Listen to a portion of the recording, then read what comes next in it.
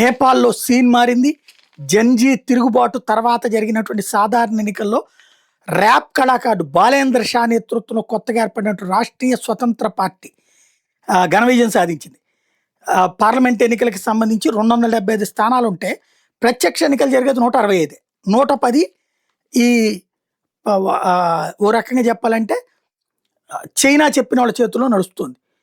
ఇక్కడ ఇప్పటిదాకా అక్కడ ఉన్నటువంటి పార్టీలు అక్కడ రాజ్యాంగాన్ని మార్చిపడేసి చైనాకి తాబేదారు పార్టీల కిందకి మారిపోయి చైనా చెప్పు చేతల్లో నడిచే ప్రభుత్వాలు ఇప్పటిదాకా వచ్చాయి. ఇప్పుడు ఓ రేపర్ ఇతను మరి ఉక్రెయిన్ అధ్యక్షుడు జెలెన్స్కీ లాగా కమెడియన్ అవుతాడా, లేదా నిజంగా దేశ పరిపాలన విధానం తెలుస్తుందా? ఎందుకంటే నేపాల్ చిన్న దేశం, అటు పక్కన చైనా, ఇటు పక్కన భారత్ ఉంటుంది.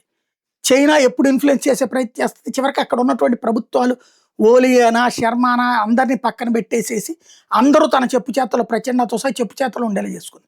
ఇప్పుడు వాళ్ళందరినీ కాదని ప్రజలు ఇతన్ని ఎన్నుకున్నారు. ఇతనికి సరిగ్గా విదేశాంగ విధానం తెలిస్తే ప్రాబ్లం లేదు, లేదంటే ఒక శ్రీలంక లాగా ఒక ఆఫ్ఘనిస్తాన్ లాగా తయారైపోతుంది. బట్ ఓ మంచి మార్పు, ప్రజలు ఇంతవరకు ఉన్నటువంటి ఆ పార్టీలన్నీ చీదరించుకుని కొత్త పార్టీని ఎన్నుకోవడం.